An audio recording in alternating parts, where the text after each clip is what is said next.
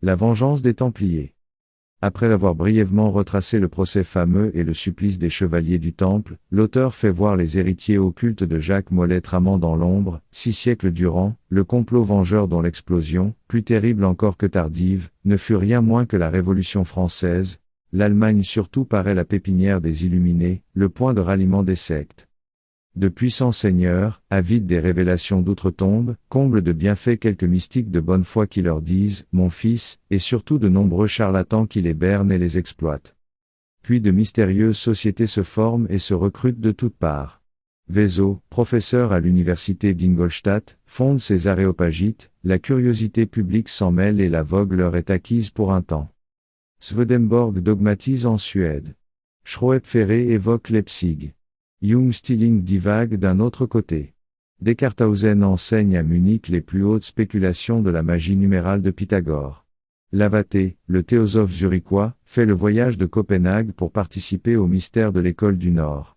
D'eux ne s'agit de rien moins que des manifestations physiques de la cause active et intelligente le Verbe.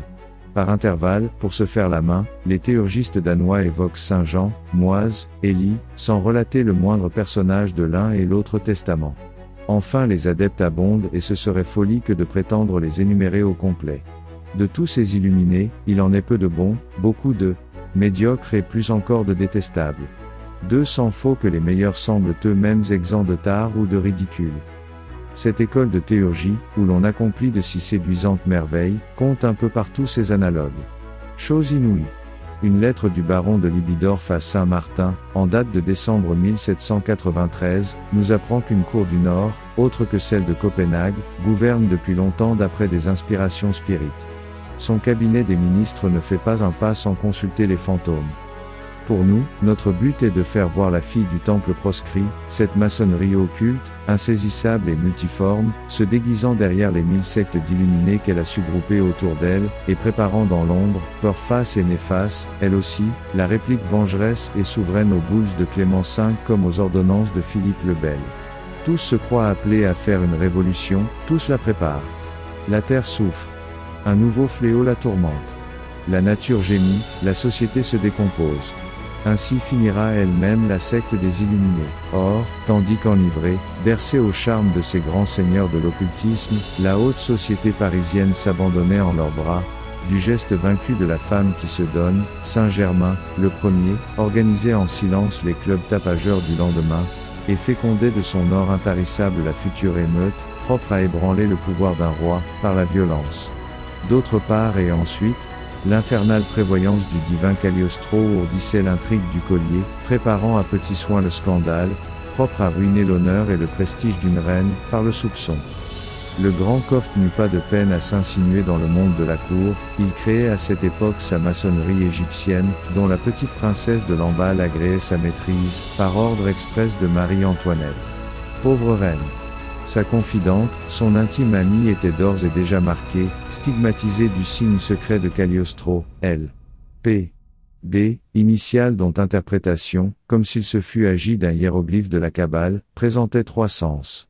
À l'encontre de la plupart des symboles ésotériques, l'hiérophante livrait volontiers ces 2 significations supérieures, la superlative, liberté des pensées c'est l'affirmation de l'initiative indépendante dans l'ordre philosophique. La comparative liberté. Pouvoir. Devoir, c'est le ternaire dans l'ordre moral. Mais il dissimulait avec soin jusqu'à l'existence du sens inférieur, positif, c'était là le secret même de l'ordre, l'arcane politique et social des néo-templiers, la sentence prononcée depuis 6 siècles contre les héritiers de Philippe le Bel, Lilia pedibus destru, foule aux pieds les lys. Rapportons, au sujet de cette devise régicide et à l'appui de son ancienneté, une anecdote historique réellement probante. Le député Grégoire a présenté à la Convention une médaille curieuse frappée en 1642, elle offre d'un côté un bras sortant des nues, moissonnait 3 lys avec une épée tranchante. La légende est, Talem dabi ultio messem, telle est la moisson que donnera la vengeance. Au revers, un autre bras lance la foudre sur une couronne et un sceptre brise, avec ces mots. Flamma metuenda tyrannie, à l'aspect de ces feux, les tyrans trembleront. Cette médaille peut se voir à la Bibliothèque nationale, où on la conserve. Voici, encore, d'après Cadet de Gassicourt, la traduction d'un avis maçonnique en chiffres, répandu avec profusion par Cagliostro en Angleterre comme en France. À tous les maçons véritables, au nom de Jéhovah. Le temps est venu où l'on doit commencer la construction du nouveau temple de Jérusalem. Cet avertissement est pour inviter tous les véritables maçons, à Londres, de se réunir au nom de Jéhovah, le seul dans lequel est une divine Trinité. De se trouver demain soir, le 3 du présent 1786, à 9 h, à la taverne de Reilly, Great Queen Street, Grande rue de la Reine, pour y former un plan, et poser la première pierre fondamentale du véritable temple dans ce monde visible.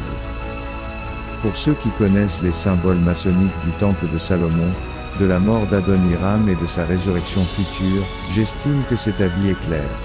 Assez de Cagliostro et des adeptes voyageurs, les anecdotes et les commentaires que leur histoire nécessiterait rempliraient la moitié de ce volume. Tout arbre doit donner son fruit, selon sa race. L'arbre mauvais donne un fruit mauvais, c'est dans l'ordre des choses. Un jour viendra où l'arbre mauvais sera déraciné, scié et jeté au feu. Vraiment énigmatique et stupéfiant, ce long délire du plus noble et du plus civilisé des peuples, a dérouté la sagacité de tous les historiens. Le grand arcane resta plus inconnu que jamais. Seulement les adeptes, neutralisés les uns par les autres, ne purent exercer la puissance ni pour dominer les autres ni pour se délivrer eux-mêmes.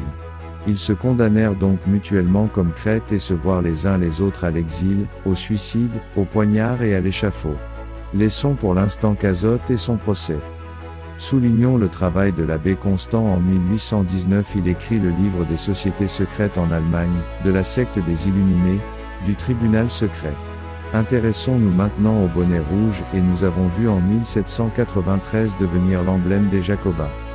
C'était l'ornement des indépendants britanniques lorsque Cromwell s'éleva au pouvoir, sans oublier les premiers rôles remplis par les Paches, les Marat, les Klutz, les Laszewski, les Buonarroti, les Miranda, tous illuminés suisses, allemands, polonais, italiens et espagnols.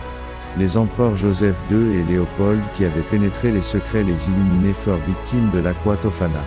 Robespierre a joué un rôle mais il ne fut initié, c'est pourquoi il a été renversé. Il voulait s'isoler de la secte alors sa tête tomba sur l'échafaud. On vit dans le même tombeau Bailly et Custine, Malherbe et de la Borde, Lavoisier et Westermann, Élisabeth et Vergniaud.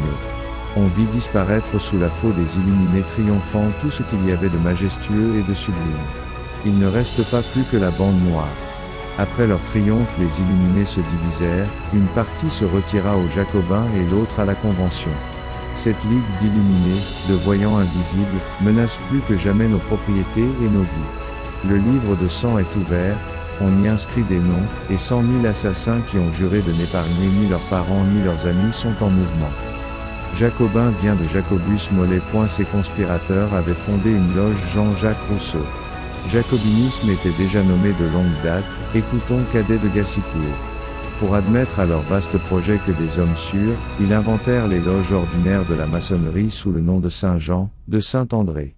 Ce sont celles qu'on connaissait en France, en Allemagne, en Angleterre, sociétés sans secret, où les pratiques ne servent qu'à donner le change, et à faire connaître aux vrais maçons les hommes qu'ils peuvent associer à leur grande conspiration.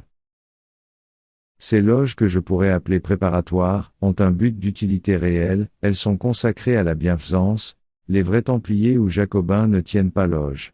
Leur assemblée s'appelle chapitre.